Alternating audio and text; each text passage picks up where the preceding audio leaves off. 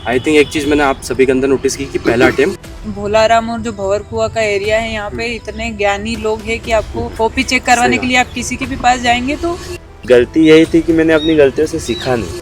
कई लोगों को लगता है कि यदि हम एमपीपीएससी की तैयारी कर रहे हैं तो व्यापम हमारे बाएं हाथ का खेल होगा, लेकिन ऐसा बिल्कुल भी नहीं है। जो लोग जिस चीज की तैयारी कर रहे हैं वो उसी पे फोकस करें। लेकिन ऐसा भी होता है कि यार सिलेक्शन नहीं हुआ तो कुछ रखना चाहिए साथ में, अगर जो भी तैयारी कर रहे हैं, क्योंकि सबसे बड़ा चैलेंज यही रहता है कि यार 110 पोस्ट है तो 110 का ही होगा, कहाँ से होगा लाखों लोगों का, जो हजारों लोगों ने फॉर्म भरा है। किसी सिलेबस में कोई टॉपिक लिखा हुआ है तो हम उसको या तो चैट जीपीटी में या गूगल में जाके सर्च कर सकते हैं कि इससे रिलेटेड लेटेस्ट करंट अफेयर्स क्या है। उसमें से जो भी रेलेवेंट होगा उसको हमें अपने नोट्स में ऐड कर लेना है। कांस्टेबल की तैयारी कर रहा था, मतलब 2-3 महीने में तैयारी की थी, उसमें मेरे को 60 टेक नंबर आए थे, तो मेरे को लगा कि ये तो अपने से नहीं हो पाएगा। अगर एक ही कोचिंग के नोट्स फॉलो करते हैं तो मुझे ऐसा लगता है कि जो भाषा शैली है बिल्कुल वो उस पे ध्यान समझने दें। में आपको। मैं आपका दोस्त कुमार अर्जुन यादव एक बार फिर से आपका स्वागत करता हूं। जैसा कि आपको पता है, हम लगातार जो एमपीपीएससी 2024 में सिलेक्टेड टॉपर्स हैं उनके साथ में बैक टू बैक पॉडकास्ट कर रहे हैं, लेकिन आज 5 टॉपर हमारे साथ आने वाले हैं। यहाँ पे मैं बताना चाहूंगा कि 2 डीसी हैं और 3 डीएसपी लोग बैठे हैं। उम्मीद है ये वाली जो सीरीज है आप सभी को बहुत पसंद आएगी। चलिए हम शुरुआत करते हैं। रुचि मैम, आप अपने बारे में बताइए। हेलो एवरीवन, मेरा नाम रुचि जाट है। एमपीपीएससी 2024 में मेरा सिलेक्शन डिप्टी कलेक्टर के पद पे हुआ है और इसमें मैंने रैंक 6 प्राप्त की है। मैं मंदसौर जिले की रहने वाली हूँ और पृष्ठभूमि की बताऊँ तो मैं किसान परिवार से आती हूँ और साथ ही ऐसे गांव से आती हूँ जहाँ से सिविल सर्विसेज का सपना देखना एक अपने आप में ही चुनौती है। ऐसी कम्युनिटी से आती हूँ जहाँ पे लड़कियों को पढ़ाना ही अपने आप में ये समझा जाता है कि पढ़ाया जाए या नहीं पढ़ाया जाए, या 8वीं कक्षा तक पढ़ा के उनको वापस घर पे बिठा दिया जाता है। और बाल विवाह जैसी प्रथाओं से जिस बैकग्राउंड से मैं आई हूँ वहाँ पे इस टाइप की प्रथाएं भी चलती है। तो मुझे लगता है वहाँ से मेरा आना और इतना लंबा सफ़र तय करना और ये चुनौतियों से निपटते हुए जो मैंने रैंक प्राप्त की है, उसके बाद जो आपको एक आत्मसंतुष्टि मिलती है वो एक अलग ही लेवल की होती है। बताना चाहूँगी कि मेरी जो जर्नी है, अगर उससे आप कुछ सीख पाए तो ये मुझे अच्छा लगेगा कि आप मेरी जर्नी से अगर 1% भी कुछ ले पाए तो आप बिल्कुल बेझिझक होकर अपने जो क्वेश्चन हैं वो सर के थ्रू पूछ भी सकते हैं और वैसे कमेंट भी कर सकते हैं। मेरा नाम शुभम है। मैं खरगोन जिले के एक छोटे से गांव भुमा सिपानी का निवासी हूँ। मध्य प्रदेश की राज्य सेवा परीक्षा में यह मेरा छठा प्रयास था, जिसमें मुझे 4थी रैंक प्राप्त हुई और यह मेरा लगातार 6 बार इंटरव्यू तक का सफ़र था, जहाँ पर 4 बार मैं असफल रहा। 2023 का रिज़ल्ट मेरा पेंडिंग है और 6ठी बार पूर्णतः असफलता से एक सफलता मिली, जिसमें मुझे 4थे स्थान पर जाने का अवसर प्राप्त हुआ। और ऐसे युवा जो लगातार असफल हो रहे हैं, कहीं ना कहीं उनके लिए एक प्रेरणा का स्रोत और एक उदाहरण बनने का मुझे मौका प्राप्त हुआ। अखिलेश भाई, आप बताइए अपने बारे में। जी, नमस्कार साथियों, मेरा नाम अखिलेश मीनार है। मैं मध्य प्रदेश के धार जिले की सरदारपुर तहसील के ग्राम दसाई का निवासी हूँ और मेरा जो सफ़र रहा है कि जो राज्य सेवा परीक्षा 2022 में वाणिज्य कर निरीक्षक के पद पर चयन हुआ था और 2023 का मैंने इंटरव्यू दिया है, उसका रिजल्ट पेंडिंग है। और एमपीपीएससी 2024 में मुझे डीएसपी का पद प्राप्त हुआ है और एमपी में डीएसपी में 8वीं रैंक मेरी लगी है। मुझे ये मेरा तीसरा प्रयास था और मैंने जो पूरी जर्नी है मैंने स्वाध्याय मतलब सेल्फ स्टडी के माध्यम से तैयारी की। तो कहीं ना कहीं मेरी बात है कि मैंने सेल्फ स्टडी के माध्यम से राज्य की सबसे कठिन माने जाने वाली जो परीक्षा है एमपीपीएससी, उसको क्रैक किया। तो कहीं ना कहीं जो भी एमपीपीएससी के जो भी छात्र है, कहीं ना कहीं इसको मैं यही बताना चाहूँगा कि आगे कि कैसे आप भी सेल्फ स्टडी के माध्यम से तैयारी कर सकते हैं। बिल्कुल। विवेक भाई, आप बताइए। मेरा नाम विवेक सिंह है। मैं सतना जिले के निमाड़ी गांव से बिलोंग करता हूं। राज्य सेवा परीक्षा 2024 में मेरा चयन डीएसपी के पद पर हुआ है। ये राज्य सेवा परीक्षा 2024 मेरा चौथा प्रयास था। इसके पहले के 3 प्रयासों में मैं असफल हुआ, जिसमें कि मैंने 2022 और 2023 के मेंस दिए थे। बट उस टाइम मैंने गलती ये की थी, मैंने टेस्ट सीरीज ज्वाइन नहीं की थी और टेस्ट सीरीज नहीं लगाई थी। और 2024 के अटेम्प्ट में मैंने ये चीज़ चेंज करी, मैंने टेस्ट सीरीज ज्वाइन करी और उत्तर लेखन का अभ्यास किया। इसकी वजह से ये हुआ कि मेरा मेंस में इम्प्रूवमेंट हुआ और 2024 में मेरा चयन डीएसपी के पद पर हुआ है।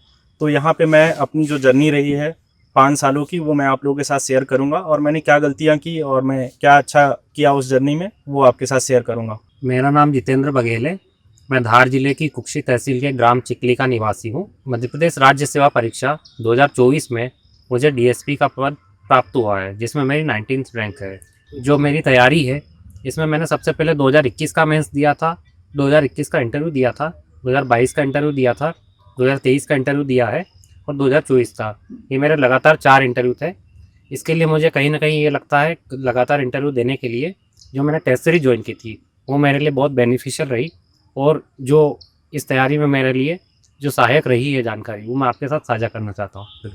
आई थिंक एक चीज़ मैंने आप सभी के अंदर नोटिस की कि पहला अटेम्प्ट में किसी का भी सिलेक्शन नहीं हुआ, शायद दूसरे में भी हुआ है पहले। चलिए सॉरी, ठीक है, पहले अटेम्प्ट में अखिलेश भाई का हुआ है। बाकी जो 4 लोग हैं वो या तो सेकेंड, थर्ड या फोर्थ अटेम्प्ट में, है ना, फाइनली हुआ है। तो कहीं ना कहीं 4 लोगों का पलड़ा यहाँ पे भारी देखने को मिला है। तो अब आपसे जानना चाहेंगे रुचि मैम कि आपने एमपीपीएससी की जर्नी की जो शुरुआत है, जब पता चला आपको, या फिर कहाँ से आया था माइंड में कि यार मुझे एमपीपीएससी ही करना है, और भी तो कोई ऑप्शन होगा ना आपके अलावा, कि इसके अलावा कि एमपीपीएससी के अलावा और भी कुछ करें? बिल्कुल, क्योंकि जब मैं स्कूल टाइम पे अपन सोचते हैं कि हम करियर के रूप में किस चीज़ का चुनाव करें, तो उस समय सबसे कठिन दौर वही होता है एक बच्चे के लिए जो स्कूल में पढ़ाई करता है। पर उस समय मैंने एक चीज़ नोटिस की थी, जिस गांव से मैं आती थी तो लोग गांव में अधिकारियों से बात करने में हिचकिचाते बहुत थे, कि कोई भी पटवारी हो, एसडीएम हो, तहसीलदार हो, इन लोगों से बात करने में लोगों को इतनी झिझक होती है जैसे कि या तो उनको कुछ आता नहीं है या वो उनसे बात करने के लायक नहीं है। तो वो जो एक कम्युनिकेशन गैप होता है एक अधिकारी के बीच में और आम लोगों के बीच में, मुझे वो चीज़ थोड़ी सी हिट करती थी कहीं ना कहीं, कि अधिकारी अगर हो ऐसा जो किसी से भी आसानी से कम्युनिकेट कर पाए, अगर मैं वैसा कुछ बन पाऊँ तो मैं ज़रूर इस चीज़ की तैयारी करूँगी। मुझे तैयारी का इतना आइडिया नहीं होता है स्कूल टाइम पे ऐसा कुछ, लेकिन जब ग्रेजुएशन कर रही थी उस समय मुझे तैयारी के बारे में थोड़ा पता चला। फिर चूँकि सोर्सेज अवेलेबल नहीं थे वहाँ पे जिस क्षेत्र से मैं आती हूँ, तो मैंने इंदौर आने का चुनाव किया और मैंने 2020 से लगातार एमपीपीएससी के अटेम्प्ट दिए हैं। 2020 में मेरा प्रीलिम्स क्वालिफाई नहीं हुआ, उसके बाद से लगातार मेरा ये इंटरव्यू तक का सफ़र रहा 2021 से 24 तक का, और मैंने लगातार 4 इंटरव्यू दिए हैं और ये चौथे इंटरव्यू में मेरा फाइनल सिलेक्शन हुआ। शोम भाई, आप बताइए, आपको भी काफ़ी समय लगा, लगभग 5 या 5 इंटरव्यू ना, छठा इंटरव्यू दिया आपने। कहाँ गलतियाँ हो रही थी आपसे? गलतियाँ, मुझे ऐसा लगता है कि मुझे गलतियाँ सीखने का समय नहीं मिला। 2019 में पहला अटेम्प्ट था जिसमें इंटरव्यू तक मेरा सफ़र था। 20 में भी मेरा इंटरव्यू कॉल आया, कम पढ़ के भी निकल जाता था, लेकिन हर बार इंटरव्यू तक मैं जा रहा था। तो मैंने मेंस से, मतलब मुझे लगा कि मेरी मेंस अच्छी है, मैंने काम ही नहीं किया, लेकिन कहीं ना कहीं कुछ गलतियाँ रह रही थी। लिखने में गलती रह रही थी, कुछ पढ़ने में गलती रह रही थी। मैं साइंस के पेपर में कमज़ोर था, पहले साइंस था, अब इकोनॉमिक्स से जुड़ गया है, और जिसका मुझे कहीं ना कहीं फ़ायदा भी हुआ। तो गलती यही थी कि मैंने अपनी गलतियों से सीखा नहीं। तो सबसे पहले हमें ध्यान देना चाहिए कि जो हमारी कमज़ोर चीज़ें, हम उन कमज़ोर चीज़ों को पहले सुधारें। और लोग क्या करते हैं, कुछ जैसे एमपीएससी मेंस का सिलेबस बहुत बड़ा है, कुछ यूनिट्स कमज़ोर है, जैसे किसी की मैथ्स कमज़ोर है, किसी का ट्रांसलेशन कमज़ोर है, तो हम कमज़ोर चीज़ों को अवॉइड कर देते हैं, जबकि करना उल्टा चाहिए। कमज़ोर चीज़ों को सबसे ज़्यादा पढ़ना चाहिए और सबसे ज़्यादा समय देना चाहिए। तो कहीं ना कहीं ये गलती थी जिसको मैंने सुधारा अपने छठे अटेम्प्ट में, लगातार छठे इंटरव्यू में मैंने सुधारा। मेरी प्रारंभ में कम्युनिकेशन स्किल भी अच्छी नहीं थी, इंटरव्यू अच्छे नहीं जा रहे थे, अच्छे से नहीं बोल पा रहा था। मैंने ज़्यादा से ज़्यादा मिरर प्रैक्टिस की, दोस्तों के सामने ज़्यादा से ज़्यादा मैं बोला, जिसका एक सकारात्मक परिणाम मिला और इंटरव्यू में भी अच्छे अंक प्राप्त हुए और अंततः चौथे स्थान के साथ मुझे सफलता प्राप्त हुई। अरे बढ़िया। अखिलेश भाई, आपका पहले अटेम्प्ट में हुआ था सिलेक्शन, क्या खास किया आपने? अभी तक जैसे इनने बताया, रुचि मैम ने बताया, शुभ मैंने बताया कि इनको टाइम लगा, आपने क्या खास किया कि आपको कम समय में ही सिलेक्शन हो गया एमबीबीएस से? जो मेरी जो प्रारंभिक शिक्षा रही है वो गृहग्राम के स्कूल से, सरस्वती शिशु मंदिर से मैंने 2018 में 12वीं पास की। उसके पश्चात मुझे पता नहीं था करना क्या है, शौक में इंदौर आ गए कि इंदौर में देखेंगे, कुछ कॉलेज ले लेंगे। तो मैंने अटल बिहारी वाजपेयी जो आर्ट एंड कॉमर्स कॉलेज है वहाँ पर एडमिशन लिया। उसके बाद 1 साल देखने में चला गया कि इंदौर में कैसे क्या रहना है, क्या करना है। उसके बाद व्यापम की एग्ज़ाम की तैयारी करने लग गए। फिर 2 साल 2020-2021 कोरोना में निकल गए। पता चला 3 साल में कुछ अचीव नहीं करा अपन ने, और 3 साल हो गए अपने को। फिर मैंने सोचा कि उस टाइम पे मैंने कांस्टेबल की तैयारी कर रहा था, मतलब 2-3 महीने में तैयारी की थी। उसमें मेरे को 60 नंबर आए थे, तो मेरे को लगा कि इसलिए तो अपने से नहीं हो पाएगा, इसलिए मैंने सोचा फिर मैं दोस्तों सर को यहाँ पे मैं थोड़ा जोर देना चाहूंगी कि कई लोगों को लगता है कि यदि हम एमपीपीएससी की तैयारी कर रहे हैं तो व्यापम हमारे बाएं हाथ का खेल होगा, लेकिन ऐसा बिल्कुल भी नहीं हाँ, है। ये जो सही लोग है। जिस चीज की तैयारी कर रहे हैं वो उसी पे फोकस करें। हर एक एग्जाम का अपना सिलेबस होता है, अपना एक पैटर्न होता है, और ये ना सोचे कि यदि हमसे व्यापम का कोई पेपर नहीं निकला है तो पीएससी जैसे एग्जाम क्रैक नहीं हो सकती, क्योंकि कई व्यापम के पेपर मैंने भी दिए और मुझसे भी एक भी पेपर क्लियर नहीं हुआ। तो उसी बात के मैं आगे बढ़ूंगा। तो मेरी भी यही हालत थी, पर दोस्तों ने मेरे को बोला कि तेरी राइटिंग भी अच्छी है और तू कैच भी अच्छा करता है, तो एमपीपीएससी में ट्राई करना चाहिए। पर मेरे को झिझक थी कि एमपीपीएससी में यार एमपीपीएससी प्री मेंस इंटरव्यू होता है, इंटरव्यू तो कैसे पहुंचेंगे, इंटरव्यू बड़े में बड़े धुरंधर पोस्ट हाँ, इंटरव्यू में तो बोलना पड़ता है, और ये डीसीडीएसपी वाली पोस्ट है, ये तो यार वो अपने दुनिया के लोग नहीं कर सकते, ये दूसरे दुनिया के लोगों का काम है। फिर सोचा तो ट्राई करते हैं। तो क्या हुआ, मैंने जनवरी 2022 से मैंने तैयारी प्रॉपर स्टार्ट की, सिलेबस लिया। ये जो तक्षशिला लाइब्रेरी है डीएवी की, वहाँ पे मैं सुबह से शाम तक जाता था, और वहाँ पे मैंने जो दोस्त अच्छा ग्रुप बन गया था, तो जो गलतियाँ थी, सिलेबस कैसे कहाँ से पढ़ना है, तो सोर्स से पता चलने लग गया धीरे धीरे। तो वह मैंने लगभग 2-3 साल स्वाध्याय अध्ययन किया। किस्मत के साथ मिला मेरे को, क्योंकि 2022 की जो प्री थी वो 2023 में हुई, और 2022 से मैंने स्टार्ट ही की थी। 2022 का जो पूरा साल मैंने मेंस के नोट्स तैयार किए, और मई 2023 में 2022 का प्री था। तो कहीं ना कहीं वो मेरे लिए फ़ायदेमंद रहा। पर मेंस की मेरे पास तो तैयारी नहीं थी, मतलब मैंने टेस्ट सीट लिखी नहीं थी। फिर किस्मत का साथ मिला, मुझे प्री निकला, फिर विधानसभा चुनाव आ गए 2023 के, तो फिर मेंस आगे बढ़ गई। उसके बाद फिर 2023 का प्री आ गया दिसंबर में, फिर आगे बढ़ गए। तो ऐसे ऐसे करके मैं किस्मत का भी साथ मिला, फिर एग्ज़ाम निकलती गई लगातार। 2023 आई, 2024 का आया, तो लगातार तीनों प्री निकले, तीनों मेंस निकले, और तीनों इंटरव्यू दिए हैं, और 2 में सिलेक्शन हो गया, और एक का रिजल्ट पेंडिंग है। अब आते हैं विवेक भाई। विवेक भाई आप कहाँ गायब थे? वैसे सब लोग हर प्लेटफॉर्म पर दिखे हैं कहीं ना कहीं, चाहे सोशल मीडिया पे हो या फिर किसी रील के थ्रू हो, किसी का सेलिब्रेशन पे, पर आप गायब थे। अभी तक आपको कोई अता पता नहीं था। कहाँ गायब थे? इसका रीज़न ये था कि जब से इंटरव्यू की डेट अनाउंस हुई थी, उस टाइम से ही मेरे को टाइफाइड हो गया था। अच्छा, तो ऑलमोस्ट उस टाइम पे, इंटरव्यू के टाइम पे मैं प्रॉपर केयर नहीं कर पाया, तो मेरे को इंटरव्यू के बाद फिर से टाइफाइड हो गया। तो फिर मेरे को उस टाइम पे घर जाना पड़ा, और जब रिजल्ट आया था उस 2 दिन, रिजल्ट से 2 दिन पहले से ही मेरे को ज़्यादा तेज़ फीवर आ रहा था। रिजल्ट के दिन ही मैं डॉक्टर को दिखाने गया था, मतलब गाँव से सतना, तो वहाँ से दिखा के वापस ही आया था, उसी दिन रिजल्ट आया था। तो ऑलमोस्ट रिजल्ट के बाद भी 7-8 दिन तक मेरा तबीयत सही नहीं था। तो इस वजह से मैं कहीं प्लेटफॉर्म में ज़्यादा कुछ दिखा नहीं, और मेन तो यही रीज़न था कि तबीयत सही नहीं था। कुछ बताइए अपने बारे में, मतलब और कुछ। मेरा क्या जैसे कुछ? कि 2021 में जर्नी स्टार्ट हुआ, तो 2021 का मैंने प्रीलिम्स दिया था, वहाँ पे मेरा प्रीलिम्स क्लियर नहीं हुआ, लेकिन उसके बाद से मेरे सारे प्रीलिम्स क्लियर हुए हैं। लेकिन जब मैंने 22 और 23 के मेंस दिए, तो उस टाइम पे मैं घर से तैयारी कर रहा था। ओके, तो मेरी मेन कमी ये थी कि मैं आंसर राइटिंग प्रैक्टिस मैंने ना के बराबर की। केवल मैंने 5 यूनिट वाइज टेस्ट लिखे थे, 2 मेंस दे दिए थे मैंने 22-23 के। तो इस चीज़ का रियलाइजेशन मुझे पहले भी था, मैं इंदौर आना चाहता था, लेकिन 23 के मेंस में मैं आया नहीं। और जब 24 का अटेम्प्ट था मेरा, तो उस टाइम पे ऐसा था कि मेरे को प्रीलिम्स क्लियर होने की कोई उम्मीद नहीं थी। मैंने असिस्टेंट प्रोफेसर की तैयारी स्टार्ट कर दी थी, और असिस्टेंट प्रोफेसर का एग्ज़ाम दिया। फिर मेरे को ये था कि मैंने टेस्ट सीरीज़ पहले नहीं दी है, तो मैं 24 के अटेम्प्ट में ऑलमोस्ट 2 महीने मेन से पहले इंदौर आया, और यहाँ पे मैंने टेस्ट सीरीज ज्वाइन करी। तो मैंने 17 से 18 टेस्ट यहाँ पे कोचिंग में दिए, और उसका रिजल्ट ये रहा कि मेरे मेंस में इम्प्रूवमेंट हुआ, मेरा राइटिंग स्पीड बढ़ा, मेरा कंटेंट इंप्रूव हुआ, मैं वैल्यू एडिशन कर सका। उसका रिजल्ट ये रहा कि मेरा मेंस क्लियर हुआ, और फिर इंटरव्यू दिया, तो इंटरव्यू क्लियर हुआ, और फाइनली सिलेक्शन हुआ। जितने भी आप बताइए मतलब प्रिपरेशन का, कि कैसे क्या और क्या क्या गलतियाँ हुई आपके द्वारा। मेरी एक बहुत लंबी जर्नी है। मैं शुरू से, मैंने अपनी जो पढ़ाई है प्रारंभिक शिक्षा, वो मेरे बड़े पापा के साथ रह के की है। तो उन्होंने मुझे बचपन से ही परिश्रम करना, धैर्य बनाए रखना, समयबद्धता, सारी चीज़ें सिखाई थी। और मेरा डिप्लोमा हुआ था 2012 में ऑटोमोबाइल इंजीनियरिंग से। उसके बाद मैं पुणे चला गया था जॉब के लिए। हाँ, कैंपस सिलेक्शन हुआ था। मैं एक MNC कंपनी में जॉब करता था। उसके बाद मेरे भैया दीदी जो कि डॉक्टर है, उन्होंने मुझे कहा था कि अभी एज कम है, उस टाइम बहुत ज़्यादा एज भी नहीं थी मेरी 2012 में। तो बोला कि अभी आप आगे डिग्री करो, ग्रेजुएशन करो, और फिर आगे और कुछ अच्छा बड़ा करना अपने को। तो उन्होंने मुझे प्रेरित किया था यहाँ आने के लिए। उसके बाद मेरा 2013 से 17 तक मेरा ग्रेजुएशन हुआ। फिर बाद में मैंने 2018 और 19 में 18-19 में मैंने SSC GD की तैयारी की थी, वो मेरा क्वालिफाई हुआ था। उसके बाद व्यापम का जेल प्रेरी का जो एग्ज़ाम होता है, वो मैंने क्वालिफाई किया था 2019 में। मतलब क्वालिफाई हुए, ज्वाइन नहीं किया? हाँ, मतलब फाइनल फिजिकल नहीं दिए थे। अच्छा, फिजिकल नहीं दिया। रिटर्न एग्जाम मैंने दिए थे, तो क्वालिफाई हो गया। उसके बाद में फिर मैंने 2019 का प्रीलिम्स दिया था, मेरा क्वालिफाई नहीं हुआ था। पहला ही प्री था, इतना समझ नहीं पाया था मैं, ठीक है। और ज़्यादा मैंने प्रैक्टिस भी नहीं की थी। और शुरू में ऐसा लग रहा था कि हाँ हो जाएगा।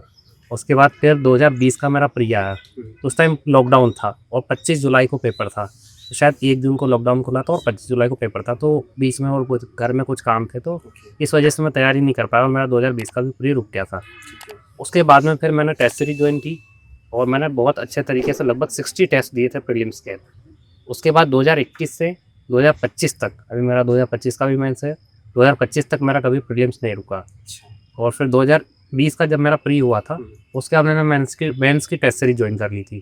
तो 2020 से मैं लगातार टेस्ट सीरीज लिख रहा था। तो 2020-21 जब मेरा पहला प्रीलिम्स क्वालिफाई हुआ, 2021 से 2024 तक लगातार मेरा मेंस भी क्वालिफाई हो रहा है और अभी 2025 का मेरा मेंस हो। ओके।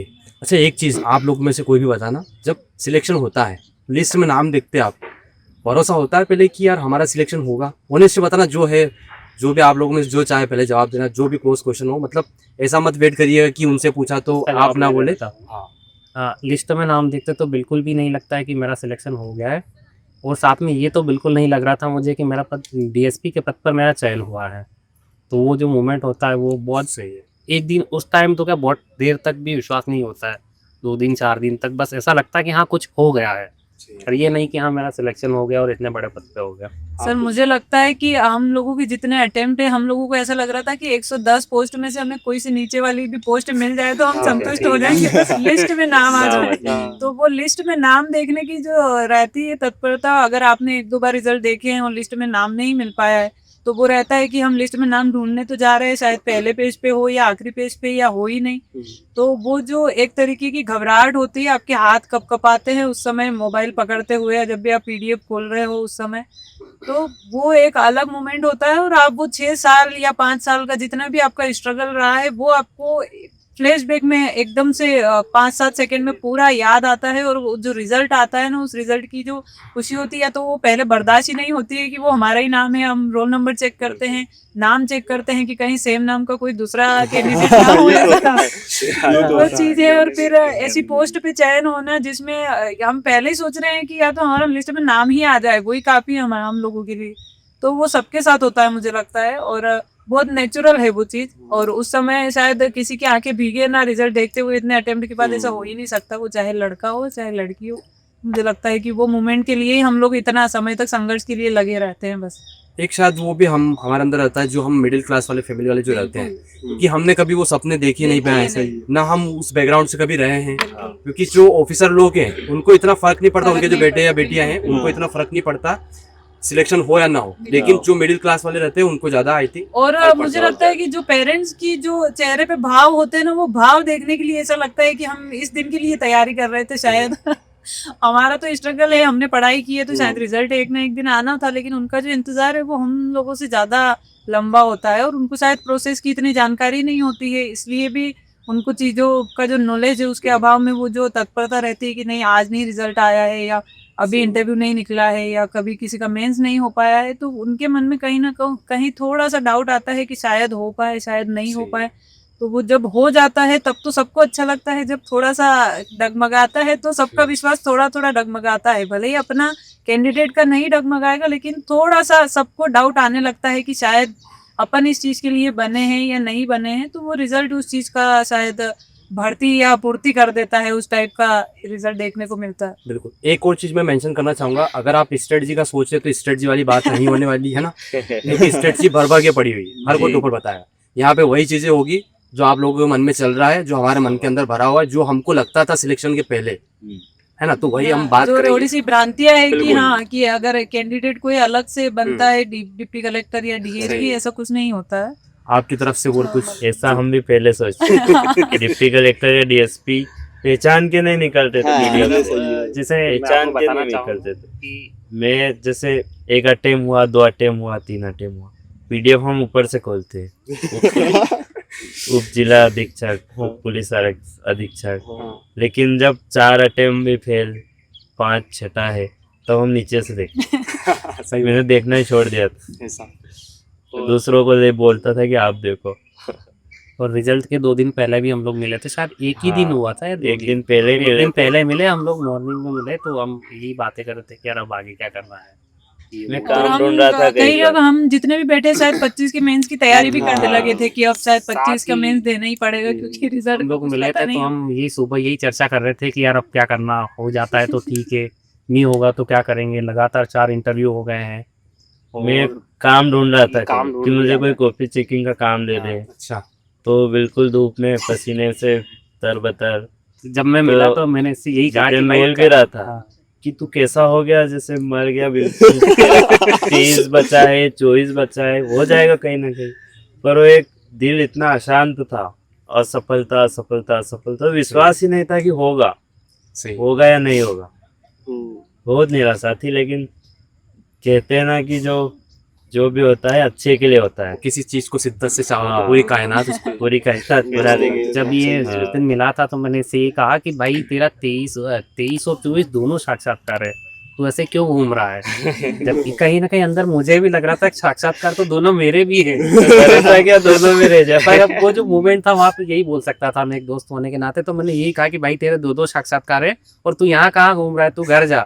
जबकि खुद तो चीज की तैयारी कर रहा है। और मैं भी तैयारी कर ही रहा था साथ में, तो फिर मैंने उसको ऐसा कहा और फिर भगवान की दया से जो भी है दोनों का नाम बहुत अच्छी शाम जगह को। पे आ गया। और ये जो नाम और साथ में जुलूस भी था हमारा, अब भी आए थे। आप उस दिन अपन सब शायद साथ ही वहाँ यहाँ पे चले थे। हाँ। बोलराम पे खिला दिया आप। तो हम लोग ये बात कर रहे थे कि जैसा आपने पूछा था ना कि आपको लग रहा था कि तैयार हो जाएगा या फिर, तो फिर हम ये सोच रहे थे कि बस नीचे से हमको कोई पोस्ट मिल जाए एक पोस्ट बार, मिल जाए, जिसे मैडम ने बताया था कि हमारा नाम आ जाए, नाम आ जाए। हम यही सोच रहे थे। हाँ। जब का कारण है बार बार असफलता, मतलब टूट चुके थे, बिखर चुके थे पूरी तरह। विवेक भाई, अपने साथ में कुछ हुआ ऐसा इंसिडेंट? मेरे साथ तो ये था कि जैसे मेरे पापा, मैं अभी घर में ही था इंटरव्यू के बाद, वो बोल रहे थे कि तुमको भले नीचे वाली पोस्ट मिले लेकिन कुछ मिल जाएगा। लेकिन मेरे को उतना कॉन्फिडेंस नहीं था कि मेरा सिलेक्शन हो ही जाएगा। लेकिन जब फिर लिस्ट में, अब जैसे मेरा पहला इंटरव्यू था तो मैंने तो ऊपर से ही देखना स्टार्ट किया था कि क्या क्या है। तो ये था कि पहले ही टाइम था आपका? नहीं, पहला आइटम नहीं था, फर्स्ट इंटरव्यू। सब फर्स्ट इंटरव्यू था? तो इंटरव्यू फर्स्ट था तो पहली बार ही मतलब रिजल्ट आ रहा था फाइनल, तो मैंने ऊपर से ही देखना स्टार्ट किया था कि ऊपर कहीं पे हो। तो देखा तो उसमें डीसी में वेटिंग में था, तो फिर लगा कहीं ना कहीं तो होगा। तो फिर नीचे जाके देखा तो डीएसपी में दिखा। और उस टाइम पे मैं 2 दिन से मेरे को फीवर आ रहा था, तो उस टाइम पे तो बहुत अच्छा लगा। घर वालों को बताया तो सब जगह एकदम खुशी का। मैं जैसे कि रिजल्ट आया 2024 का, तो ऐसी बात चल रही थी 23 का पहले आएगा कि 24 का आएगा। 23 का 24 का लेट हो रहा था, तो ऐसी बातचीत चल रही थी। तो मैं शुक्रवार का दिन था, शायद शुक्रवार के था ना। हाँ, शुक्रवार तो 12 तारीख। शुक्रवार के दिन मेरा ऑफिस रहता है, मतलब जो जिस पद पे चयनित हुआ था 22 में। तो ऑफिस आया मैं 6 बजे, और उसके बाद बैग वैग रखा, थोड़ा बहुत काम कर रहा था। इस टाइम दोस्त कॉल आया कि बधाई हो, डीएसपी बन गए हो आप। तो मेरे को लगा कि ये क्या बोल रहे हैं। क्यों मजाक कर रहे हैं? दोस्त तो वैसे ही प्रेम करते हैं कभी कभी। तो फिर मैंने बोला कि जब तक मैंने आयोग की वेबसाइट पे गया, वहाँ देखा नाम, क्या मैं नाम तो है, पर वापस देखा रोल नंबर, फिर मैंने मैच कर, रोल नंबर भी याद नहीं थे क्योंकि 23-24 चल रहा था। तो फिर रोल नंबर भी याद नहीं, फिर रोल नंबर देखे, हाँ फिर मैं ही हूँ। फिर मैं खुशी हुई, फिर घर पे कॉल किया। तो मतलब जैसा अच्छा माहौल था फिर। अच्छा, प्रिपरेशन के साथ में एक चीज की कोई प्लान भी चल रहे थे आप लोगों के, यार कर तो रहे हैं ये, अगर नहीं हुआ, आज तो हो गया दिख रहा है सिलेक्शन, लेकिन ऐसा भी होता है कि यार सिलेक्शन नहीं हुआ तो कुछ रखना चाहिए साथ में, अगर जो भी तैयारी कर रहे हैं। क्योंकि सबसे बड़ा चैलेंज यही रहता है कि यार ओबियसली हमको पता है 110 पोस्ट है तो 110 का ही होगा, कहाँ से होगा लाखों लोगों का, जो हजारों लोगों ने फॉर्म भरा है। बिल्कुल, पर यहाँ पे मुझे एक चीज़ और लगती है कि जो लोग अगर पीएससी की तैयारी करने आए हैं वो बहुत ही सीरियस कैंडिडेट होते हैं, तभी इतना आगे तक टिक पाते हैं। तो हम लोगों में जितने भी लोग अगर इतने आगे तक आए थे तो हम लोगों को कहीं ना कहीं उम्मीद तो थी कि हमारा लिस्ट में नाम तो आएगा। अब गलती जिस स्तर पे हो रही थी तो हम उस चीज़ को सुधार रहे थे। किसी को मेंस के स्तर पे थी तो किसी को इंटरव्यू के स्तर पे। लेकिन यदि हमें ये लगता है कि हमारा बैकग्राउंड इतना स्ट्रॉन्ग नहीं है और हमें प्लान बी लेके चलना चाहिए, तो आप बिल्कुल रखिए, क्योंकि ये एग्ज़ाम ऐसी है जहाँ पे 100 में से 1% लोगों का चयन होता है। और इतना यदि आप रिस्क पे अपने आप को रख पा रहे हैं, इतना आप इतना समय दे पा रहे हैं और इतना अपने आप को बनाए हुए हैं उस मेंटल स्टेट में, तो आप तैयारी कंटिन्यू कर सकते हैं। नहीं तो आप प्लान बी लेकर चल सकते हैं। वो सबका अपना अपना जो एजुकेशन बैकग्राउंड होता है उस पर भी डिपेंड करता है, और किसी का यदि अदर एग्जाम में भी इंटरेस्ट है और यदि वो कैपेबल है तो कर सकते हैं एक तैयारी। कुछ लोग 2 तैयारी एक साथ भी करते हैं और उनका कई जगह चयन भी हो जाता है, एक साल में 3-3 4-4 रिजल्ट भी कुछ लोगों के आते हैं। तो जैसा तो कि वो बेटे हैं पर्सन ना, टू पर्सन वेरी करता है बिल्कुल। 2 बार सिलेक्शन। पर ये पीएससी में ही है, अदर एग्जाम में भी कुछ लोग ट्राई हाँ, करते हैं, उनका भी होता है। ऐसा कह नहीं सकते आपकी कोई एक अलग एग्जाम ट्राई कर लिया तो होगा नहीं। तो वो सबकी अपनी अपनी क्षमताएं हैं, मुझे लगता है अपनी क्षमताओं को जाने उसके बाद ही कोई निर्णय ले, ऐसा तो ज्यादा बेटर है।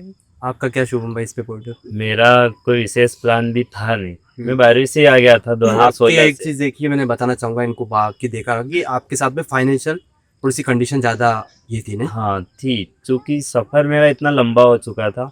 2016 से मैं 12वीं पास करके ही आ गया था, ग्रेजुएशन के साथ तैयारी करी और लगातार मैंने अटेम्प्ट दिया। तो मुझे 2025 तक 9 साल हो चुके थे। घर वाले जल लगातार 9 साल एक ही प्रक्रिया में, तो कहीं ना कहीं ये सबसे बड़ी चुनौती थी। लगातार असफल था, आर्थिक चुनौतियाँ, घर वालों ने बहुत अच्छा सपोर्ट किया। मैं जब भी जितने पैसे मांगता था वो देते थे, लेकिन एक मन में था कि मैं जिस उम्र में हूँ, मेरी उम्र में लोग अपने माता पिता को पैसे देते हैं, मैं उनसे कैसे लूँ। तो संघर्ष बहुत ज़्यादा था। मैं मिनिमम संसाधनों में मैंने ज़्यादा से ज़्यादा काम किया। मैं लाइब्रेरी परीक्षा के समय जाता था, सरकारी लाइब्रेरी डीओमी में जाता था। टेस्ट सीरीज जहाँ फ्री होती थी मेन से कि मैं वहाँ चला जाता था। मैंने कई बार जैसे चॉइस की मैं बता दूँ, पैसे बचाने के चक्कर में ही मैंने खुद से टेस्ट लिखे। अच्छा, हाँ।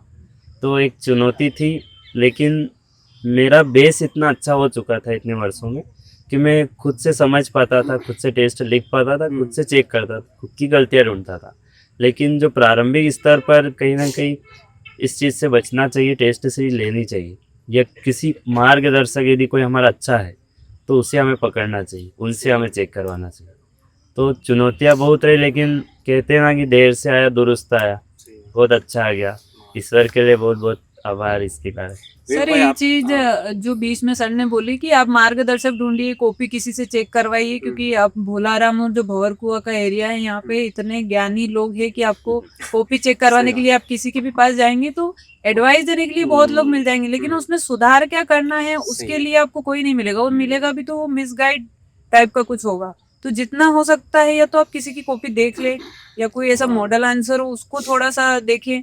और तीसरी चीज ये कि यदि आपको लगता है कि हाँ हम विश्वास कर सकते हैं किसी ऐसे व्यक्ति पे जिसने 4-5 बार मेंस लिखा है, या ऐसा कुछ कि हम उसकी कॉपी से निकाल सकते हैं, या जो बता रहा है वो वाकई में ऐसा जो हमें नंबर दिला सकता है मेंस के स्तर पे खासकर, तो आप उसको फॉलो करिए। अननेसेसरी बताने के लिए बहुत लोग हैं कि आपने अगर बहुत अच्छा आंसर भी लिखा है तो भी लोग बता देंगे कि नहीं ये आपने जो लिखा है इस आंसर में इस टाइप की गलती है, थोड़ा और ऐड कीजिए, या आपने बहुत गंदा लिखा है तो भी बता देंगे नहीं नहीं आपका मेंस क्लियर हो जाएगा। तो वो जो चीजें हैं वो छोटी छोटी चीजें हैं, और उन्हीं की वजह से हम भटक जाते हैं, या तो अपने आप को ओवर कॉन्फिडेंट कर लेते हैं या आप अंडर कॉन्फिडेंट हो जाते हैं। तो उस चीज से थोड़ा मुझे लगता है कि इस स्तर पर बचना चाहिए कि मार्गदर्शक भी हो लेकिन थोड़ा सा आप उसको भी टेस्ट करिए, बिल्कुल तभी आप उस पर विश्वास करिए, अन्यथा अपना एनालिसिस खुद करिए, वो ज्यादा अच्छा है। आप कुछ सोच रहे हैं क्या? बैकअप का ये था कि जैसे ही मेरा ग्रेजुएशन हुआ था तो मैंने इनिशियली ही बैकअप ले लिया था, क्योंकि मुझे ऐसा लगता था कि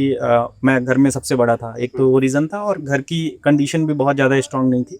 तो मुझे ये था कि मैं शुरू से ही मैंने बैकअप ले लिया था। मैंने एमए कर लिया था जस्ट ग्रेजुएशन के बाद। उसके बाद 1 साल का ड्रॉप लेके मैंने पीएचडी भी स्टार्ट कर दी थी, क्योंकि मेरा जेआरएफ क्लियर था। तो उस वजह से ये हुआ कि जैसे फाइनेंशियल जो इशूज़ थे वो जब से मैंने पीएचडी स्टार्ट किया तो वो दिक्कत मुझे नहीं आई जेआरएफ की वजह से। तो मेरा बैकअप बना हुआ था। इसका एडवांटेज मुझे जब भी हुआ, जब मैं इंटरव्यू देने गया तो मैंने असिस्टेंट प्रोफेसर का भी एग्जाम दे रखा था, और उसमें मेरे कट ऑफ से ऑलमोस्ट 100 नंबर ज़्यादा थे, और वहाँ पे 100 नंबर का इंटरव्यू होता है। तो जब मैं सिविल सर्विसेज का इंटरव्यू देने गया था तो मुझे ये डर नहीं था कि होगा या नहीं होगा। मैं इस चीज़ के लिए डरा नहीं हुआ था। मेरा ये था कि नहीं होगा तो देखा जाएगा, आगे तो असिस्टेंट प्रोफेसर वाला है ही। तो बैकअप का मेरे साथ ये एडवांटेज था। लेकिन बैकअप के बारे में मैं सजेस्ट करना चाहूँगा कि जब आप इनिशियली तैयारी स्टार्ट कर रहे हैं, जब आपका फाउंडेशन बिल्ड हो रहा है, एटलीस्ट 2-3 साल तक जब तक आप 1-2 अटेम्प्ट ना दे ले, जब तक बैकअप के लिए नहीं जाना चाहिए। क्योंकि ये होता है कई बार कि हम शुरू में ही बैकअप के लिए चले गए तो ज़्यादा ध्यान हमारा उस साइड भी कुछ ध्यान डिवाइड हो जाता है। इससे ये होता है कि हमारा फाउंडेशन बहुत अच्छा नहीं बन पाता है। तो ये इशू भी हो सकता है, तो इसको ध्यान रखना चाहिए, मुझे ऐसा लगता है। बिल्कुल। अच्छा, आप लोगों ने सबने कोचिंग वगैरह की है? कि नहीं किसी कोई ऐसा मैंने ऑनलाइन कोचिंग ली थी। ऑनलाइन बड़ी ऑफलाइन से टेस्ट सीरीज वगैरह के माध्यम से हम लोग जुड़े हुए थे, क्योंकि उसकी जरूरत मुझे लगता है हर किसी और किसी कैंडिडेट को ये नहीं पड़ती बोल है। सकता व्यक्ति कि हाँ, मैं कि कोचिंग के बिना नहीं कर सकता, कि हाँ। कोचिंग के नोट्स क्या व्यक्ति उपयोग करता है, उसके अलावा टेस्ट सीरीज तो व्यक्ति लगाता है। ये मेंस में लिखा है, अगर तो मेंस में टेस्ट सीरीज का उपयोग तो होता ही पर्टिकुलर है। कभी कभी हमारे पास गाइडेंस नहीं होता है, हाँ। तो कहीं ना कहीं YouTube पे देख लेते हैं। शुरुआत में भी हाँ। आते हैं तो बच्चों को किसी को भी लग सकता है, क्योंकि कोई ग्रेजुएशन के बाद आ रहा है या अंडर ग्रेजुएट है कोई, तो उसको कहीं ना कहीं तो लगेगा कि हमें कोई तो गाइडेंस मिल जाए कहीं से, तो वो कोचिंग एक माध्यम हो सकती है, पर जरूरी नहीं है कि सिर्फ उसी से सिलेक्शन हो। सब बिल्कुल जरूरी नहीं मुझे है। लगता है कि कोचिंग पे व्यक्ति को पूर्ण निर्भर नहीं होना चाहिए। यदि अगर शुरुआत में लग रहा है कि कोचिंग करना चाहिए, तो 1-1.5 साल उसको करके अच्छे से उसके भंवर से निकल के देखो कि यार लोग कैसे तैयारी कर रहे हैं, मार्केट में लोग उनके टेस्ट कैसे लिख रहे हैं, नंबर कैसे आ रहे हैं।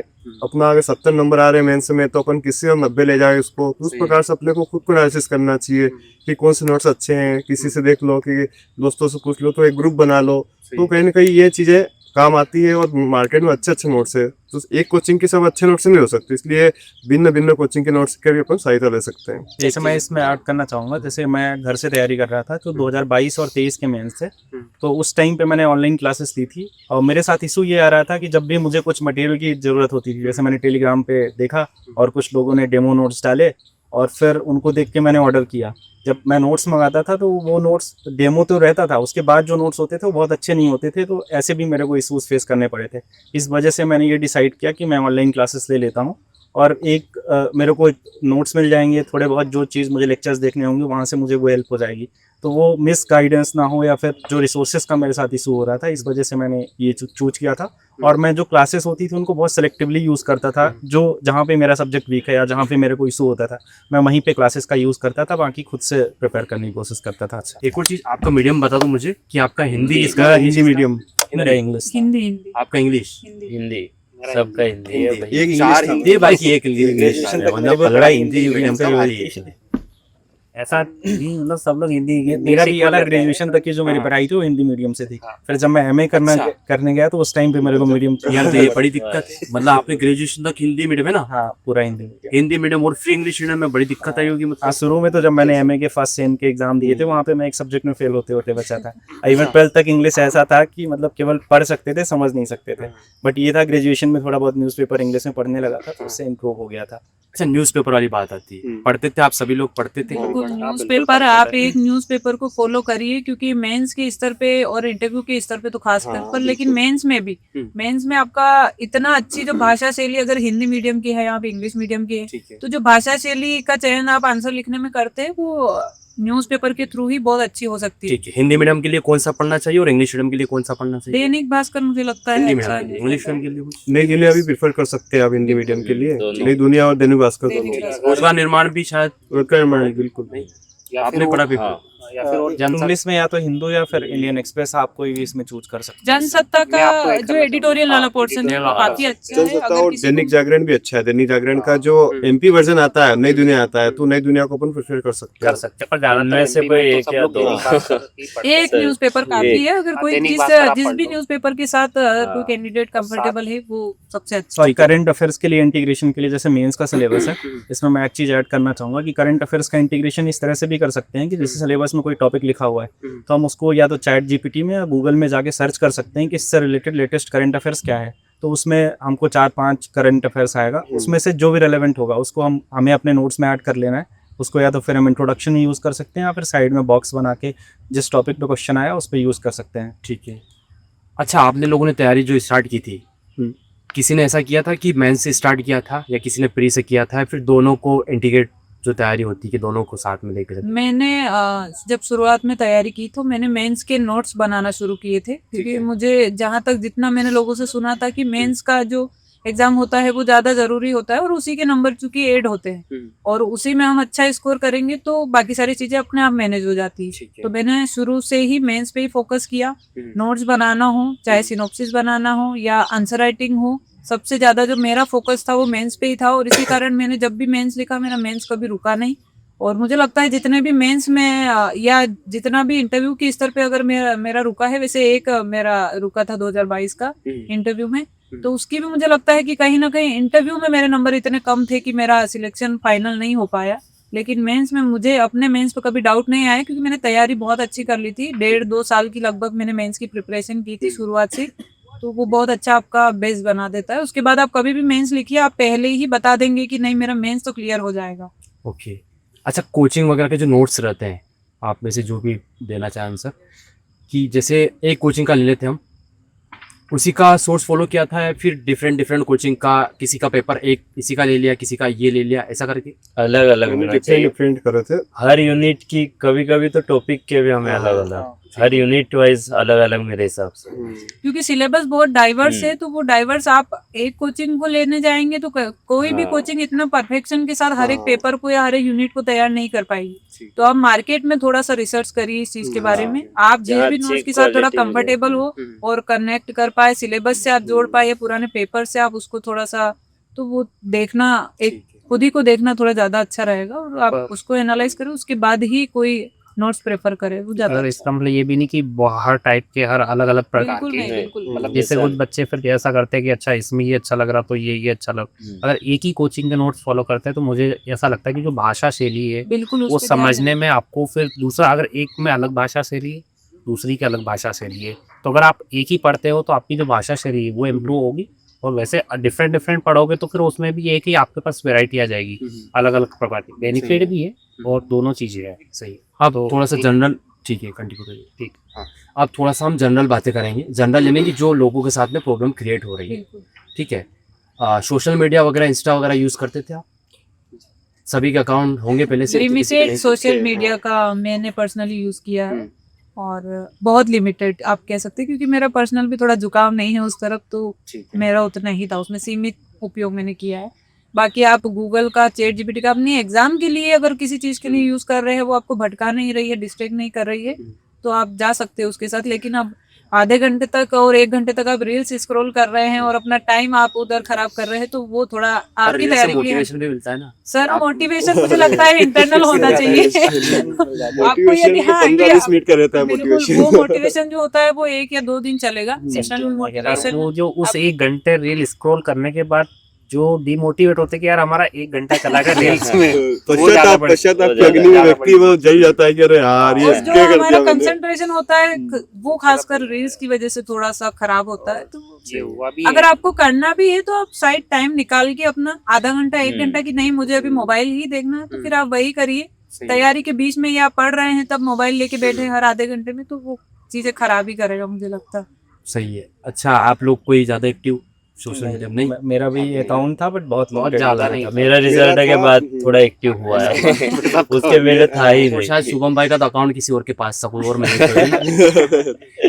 कर तो ठीक है। और कुछ चीजें, जैसे क्या चीजें मुझे ध्यान में आएगी, आप लोगों को डाउट लग रहा है कि ये इस पे बात करनी चाहिए, अब क्योंकि हमारा मुझे थोड़ा डिबेट सा वाला ही लगता मामला है, कुछ भी कर कि सकते इंदौर का जो डिस्ट्रैक्शन है हाँ, उस पर थोड़ा सा बात करने की जरूरत है, है। क्योंकि हम सभी लोग या छोटे छोटे गांव से या छोटे टाउन से आए हैं, जहाँ पे सही है। इतना हमें फ्रीडम नहीं मिल पाता है किसी भी कैंडिडेट को जो यहाँ पे तैयारी करने के लिए आते हैं।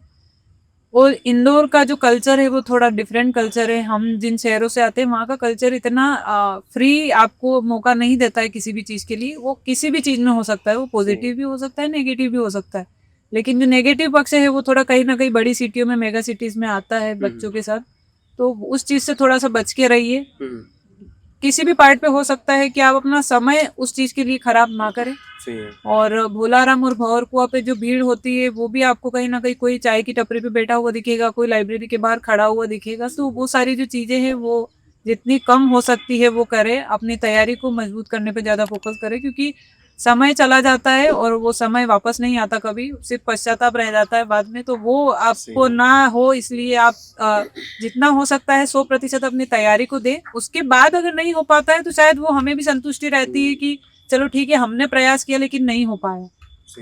तो मुझे लगता है वो थोड़ा सा ध्यान देने की जरूरत है। इसमें मैं बताना चाहूँगा कि जैसे मैं लास्ट ईयर अगस्त 2024 में आया था, तो ऑलमोस्ट 1 साल हो गए हैं।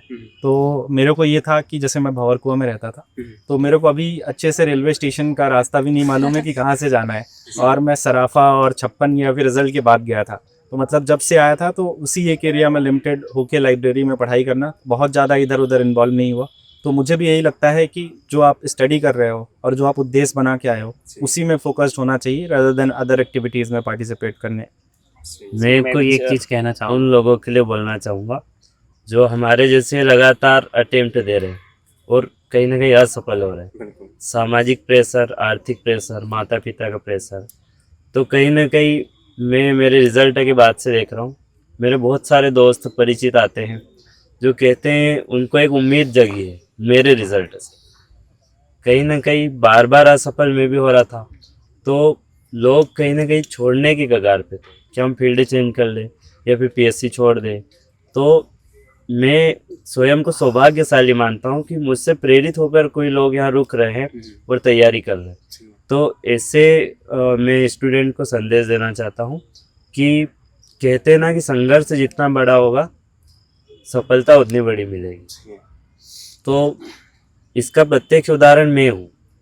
इसलिए हमें हमारा कर्म करना चाहिए। यदि 100% ईमानदारी से मेहनत की है, पढ़ाई की है, तो भगवान कभी निराश नहीं करता है। देर से आता है लेकिन दुरुस्त आता है। वो एग्जाम्पल आप सामने है। मैं स्वयं उदाहरण इसका हूँ। उधर भी सर, मैं इसका एक चीज और हम सभी बताना कहीं ना चाहूंगी कहीं कि कई लोग हमारे बीच में भी हम लोग जब तैयारी करते हैं तो जिनका नहीं हो पाया है या फाइनल नहीं हो पाया या कभी प्री नहीं हो पाया है, मेंस नहीं हो पाया, कई बार कई लोगों की प्री ही लगातार नहीं हो पाते हैं या मेंस के स्तर पे लगातार असफल हो रहे हैं।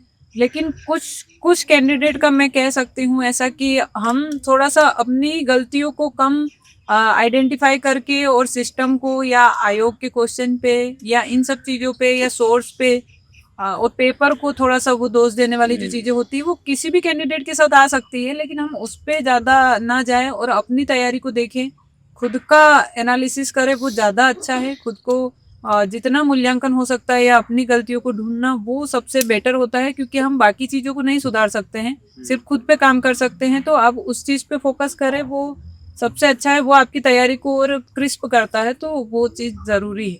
सही। अच्छा, पढ़ना और कुछ बोल रहे थे क्या? कुछ लोग बोलते हैं, मेरे से पूछते हैं कि आपने फर्स्ट अटेम्प्ट में कैसे निकाल ली, लगातार आपके इंटरव्यू दे रहे हो।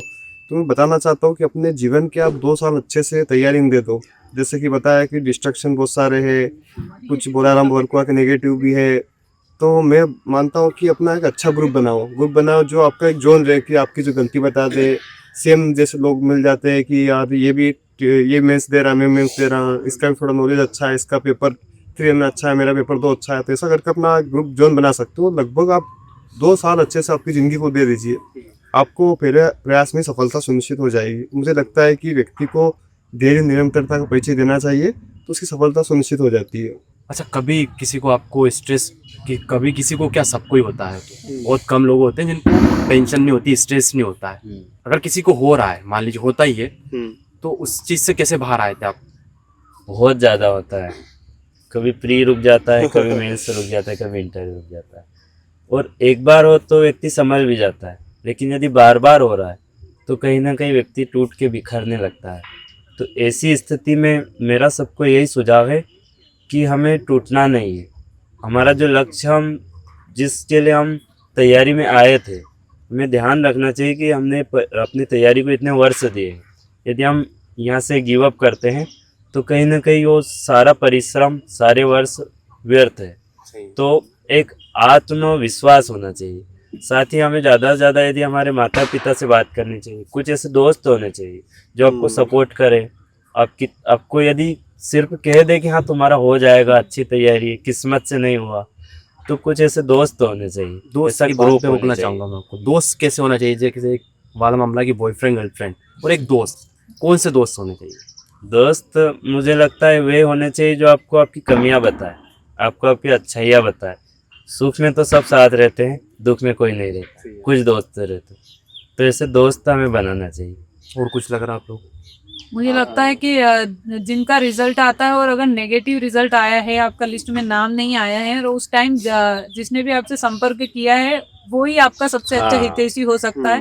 तो उसको कभी ना सही भूले है। और उनसे अपने मन की बात जरूर शेयर करें। और पेरेंट्स तो होते ही हैं, लेकिन पेरेंट्स की तैयारी को इतना अच्छे से शायद नहीं जानते हैं। हम सभी लोग ऐसे बैकग्राउंड से ही आते हैं, तो वो तैयारी को नहीं जानते, लेकिन आपके मन के भाव को जानते हैं। तो आप थोड़ा सा अपने जो सिबलिंग्स हैं उनसे शेयर कर सकते हैं। और दोस्त या फिर आप जो बोल रहे हैं गर्लफ्रेंड बॉयफ्रेंड वाला जो चीज़ है, आप आपको ऊंचाइयों तक ले जाने वाला व्यक्ति होना चाहिए, कोई भी हो, चाहे दोस्त हो, माता पिता हो, या जो भी कोई रिश्ता हो, उससे कोई फर्क मुझे नहीं लगता इतना पड़ता है। बस आप चयन सही व्यक्ति का करिए, वो ज्यादा बेटर है। ओके, एक चीज बोलना चाहूंगा, हो सकता है आपको अंधेरा दिख रहा होगा, लेकिन क्वालिटी पे मत जाइएगा, आप कंटेंट पे जाइए। नहीं, जो चीजें आपको मिल रही है, बिल्कुल है ना, जो जी। चीजें आपको आवाज ऊपर आ रही होगी, दिख भी रहा हाँ। होगा, आई थिंक। नहीं भाई, दिख रहा है, ठीक है, दिख रहा है। हाँ, जरूरी है, नहीं तो, है ना, क्वालिटी तो ठीक है, आप 4K भी ले लोगे और कुछ नहीं है तो कोई मतलब नहीं है। कोशिश वही अपनी कि भाई जितना हो सके। आज एक पॉडकास्ट अलग अलग करते कितना 1 घंटा 2-5 घंटे हो जाते, अभी वही चीज 1 घंटे में मिल रही है अपन। हाँ। नहीं, हमने जो जिया है वो हम आपको बता रहे हैं। मैं आपको एक स्ट्रेस वाला जो आपने पूछा था, मैं उसके लिए बताना चाहूँगा कि स्ट्रेस होता ज़रूर है। और मेरा जो था, मैं ये सोचता था कि मेरा रिजल्ट आने से पहले ही मैं अगले स्तर की तैयारी करूँ, ताकि मेरा टाइम वेस्ट ना हो। जिसे मैं आपको बताना चाहूँगा कि हमारा 2025 का प्रीलिम्स था और उस टाइम हमारा 2022 का रिजल्ट आने वाला था। तो मैंने ये सोचा था कि मेरा 2022 का रिजल्ट आने से पहले मैं 2025 का प्रीलिम्स इतने अच्छे से पढ़ लूँ कि मैं अगर फेल होता हूँ तो आगे मुझे समस्या नहीं आएगी, क्योंकि बाद में स्ट्रेस आता, 8-10 दिन 15 दिन ऐसे ही वेस्ट हो जाते। सेम स्ट्रेटजी मेरी अभी भी थी कि मेरा 23 और 24 का रिजल्ट आने वाला है। मेरा 23 और 24 के रिजल्ट आने के पहले मैं 25 का मेंस इतने अच्छे से प्रिपेयर कर लूँ कि अगर मैं 10 दिन 20 दिन बीच में जाते भी है और अगले दिन अगर मेरा एग्ज़ाम होता है तो ये है कि स्ट्रेस आता है, सबको आता है। तो आप पहले से अपनी तैयारी करके रख लीजिए कि स्ट्रेस आएगा उसको। और दूसरी बात, स्ट्रेस मैनेज करने के लिए कहा, तो जैसे कि मैं योगा का छात्र हूँ, तो आप स्ट्रेस के लिए उस टाइम पे मैं जो करता था, आप मेडिटेशन कर लीजिए या कुछ एक्सरसाइज कर लीजिए, तो उससे भी आपको रिलीफ मिलेगा। सही। मेरा ये रहा है कि जैसे मैं इस MPPSC के तो एग्ज़ाम दिया है, इसके साथ साथ मैंने और भी एग्ज़ाम दिए हैं, जैसे अदर स्टेट PCS UPSC का भी एग्ज़ाम मैंने दिया है। तो मुझे मल्टीपल एग्ज़ाम्स में फेलियर मिला है। तो लेकिन मेरे साथ ये रहा है कि मैं कभी बहुत ज़्यादा डिमोटिवेट नहीं हुआ कि मेरे से नहीं हो सकता। इतने एग्ज़ाम फेलियर होने के बाद भी मैं हमेशा पॉजिटिव था और मेरे को ये लगता था कि मैं कर सकता हूँ। और इसके साथ साथ जो मैं मतलब जैसे मैं पढ़ाई के साथ साथ एक चीज़ ज़रूर करता था, फिजिकल एक्टिविटीज़ में मैं इन्वॉल्व रहता था। मैं एक टाइम पे रनिंग करता था, फिर कुछ टाइम के लिए जिम भी करता था। तो मेरे को ये रहा है कि बहुत कम ऐसे इंस्टांसेस आए हैं जहाँ पे मैंने बहुत ज़्यादा डिमोटिवेट फील किया होगा। स्पेशली अभी मेरे को लास्ट टाइम जब 24 का रिजल्ट आने वाला था, उससे पहले मेरे को थोड़ा दिक्कत हुआ था, क्योंकि मेरे को टाइफाइड ऑलमोस्ट 1.5 महीने हो गए थे। और इसके साथ साथ ना तो 25 के मेंस की कोई डेट आ रही थी, ना 24 का रिजल्ट आ रहा था। तो उस टाइम पे मेरे को ऐसे मन में मैं सोच रहा था कि कहीं ऐसा तो नहीं कि मेरे को मेंटल हेल्थ इशूज़ हो जाएंगे। तो उस टाइम पे ज़रूर मेरे को लगा था। बाकी ऐसे मेरे साथ इंस्टांसेस बहुत कम आए हैं जब मेरे को ऐसा लगा हो। बड़ी स्ट्रेस तो सबको आते ही है, आता ही है। कंटिन्यू हर रिजल्ट के बाद मेरे को इतना था कि 4 बार सब बोलते थे हो जाएगा हो जाएगा हो जाएगा, सुन लेता था। लेकिन अब यदि कोई बोले तुम्हारा हो जाएगा, तो मैं उसको डांट देता था, उससे दूर हो जाता। सही। ऐसा मत बोलो। हर बारी तो बोल रहे हो, तो हाँ। क्या हो रहा हो। जैसे 23 के रिजल्ट के 23 के इंटरव्यू के समय अपन भी मिले, राम भाई ने बोला इनका संघर्ष बहुत बड़ा है, सोहन भाई का इनका पॉडकास्ट करो। तो मैं कुछ भी नहीं बोला, आपको याद होगा क्या रे फालतू बातें, होता है नहीं। हाँ, हो जाएगा, तभी हाँ, वो करेंगे तो ज़्यादा सही। उम्मीद है आप सभी को पसंद आएगा। और अभी तक आप चैनल से नहीं जुड़े तो चैनल को सब्सक्राइब कर दीजिए। और आपका कोई सुझाव हो तो कमेंट करके ज़रूर बताएं। हम कोशिश करेंगे जो अगली सीरीज है इस टाइप से वो भी लाएंगे, उसमें क्या हम बेहतर कर सकते हैं। और थोड़ा कॉम्प्रोमाइज़ करिए, क्योंकि अंधेरा हो चुका है। कोशिश थी हमारी कि जितना बेस्ट हो सके हमारी तरफ से, टॉपर्स की तरफ से, वो हम लोगों ने डिलीवर किया। चलिए, बहुत बहुत धन्यवाद। Thank you. राम राम साहब। राम राम। राम।